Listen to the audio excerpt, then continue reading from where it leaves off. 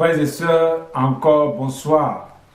Et je suis là devant vous, devant cette caméra, pour vous présenter les buts pour lesquels Dieu a prescrit les 10 commandements de Dieu, qui sont des commandements de la condamnation et par lesquels personne ne peut vivre éternellement. Alors, Dieu nous a donc prescrit ces 10 commandements pour 2 buts. Le premier but, c'est d'abord pour nous faire connaître, pour nous convaincre que nous, êtres humains, nous sommes devenus pécheurs, malfaiteurs. Est-ce que vous voyez? Lorsque nous avons péché dans le jardin d'Éden, après la chute d'Adam et de nous tous d'ailleurs, personne n'allait jamais se reconnaître pécheur et chercher le chemin de la repentance s'il n'y a pas la loi. Donc c'est grâce à la loi que Dieu a donnée qui nous a permis de savoir que nous avons péché, que nous sommes devenus pécheurs et que le péché habite en nous. Nous allons lire Romains 7, verset 7. Romains 7, verset 7 nous dit ceci. Que dirons-nous donc? La loi est-elle péché? Loin de là. Mais je n'ai connu le péché que par la loi. Car je n'aurais pas connu la convoitise si la loi lui dit, tu ne convoiteras point. Nous allons aussi lire 1 Timothée 1, le verset 9 à 10.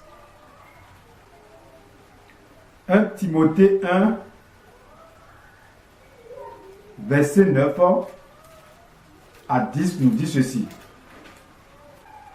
Sachant bien que la loi n'est pas faite pour le juste, mais pour les méchants et les rebelles, les impies et les pécheurs, les irréligieux et les profanes, les parricides, les meurtriers, les impudiques, les infâmes, les voleurs d'hommes, les menteurs, les parjures et tout ce qui est contraire à la saine doctrine.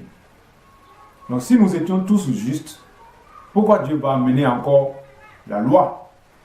C'est justement parce que nous sommes tous devenus pécheurs que Dieu a amené la loi pour nous faire comprendre que tous les êtres humains sont devenus pécheurs, sont devenus malfaiteurs, sont devenus impudiques et que personne d'entre nous n'est plus juste. Donc les 10 commandements de Dieu, le premier but, c'est d'abord pour nous convaincre que nous sommes devenus pécheurs afin qu'on ne se voit plus comme des justes, mais qu'on se voit comme pécheurs et qu'on cherche le chemin de la repentance. Grâce aux 10 commandements de Dieu, si aujourd'hui quelqu'un commet un d'entre, au moins il se sent en même temps accusé dans le cœur. Il sait en même temps qu'il vient de commettre ce qui est mauvais. Il vient de faire ce qui est mauvais. Il vient de commettre le péché. Et il commence en même temps par chercher la repentance, si du moins il craint Dieu. Voilà le premier but pour lequel Dieu a prescrit les 10 commandements de Dieu. Le deuxième but pour lequel Dieu a prescrit les 10 commandements de Dieu, il est question de la sanctification de la chair. Vous savez, ces 10 commandements de Dieu, lorsque nous les commettons, nous souillons notre chair.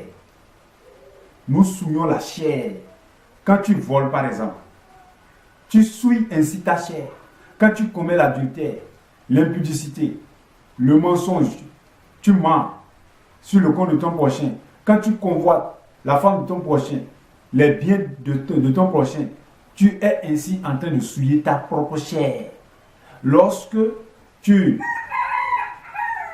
vas te prosterner, devant les idoles muettes pour les adorer, pour les confesser, les prier, tu es ainsi en train de souiller ta propre chair.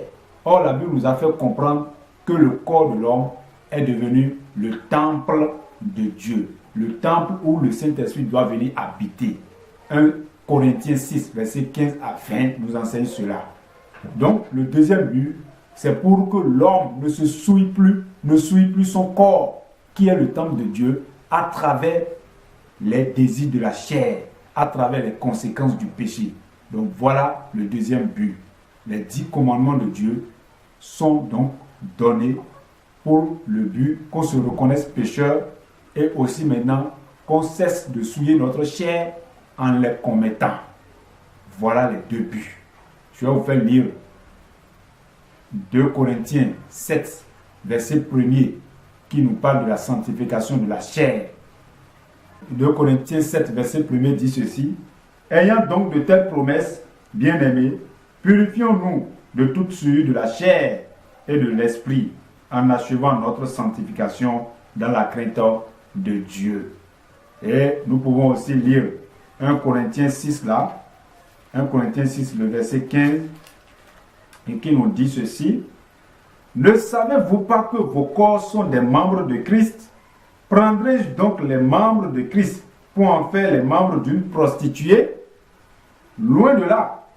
Ne savez-vous pas que celui qui s'attache à la prostituée est un seul corps avec elle? Car, est-il dit, les deux deviendront une seule chair. Donc, frères et sœurs, nous ne devons pas commettre les 10 commandements de Dieu. Nous ne devons pas nous livrer à ces désirs insensés pour ne pas souiller notre chair, afin de ne pas souiller le temple de Dieu.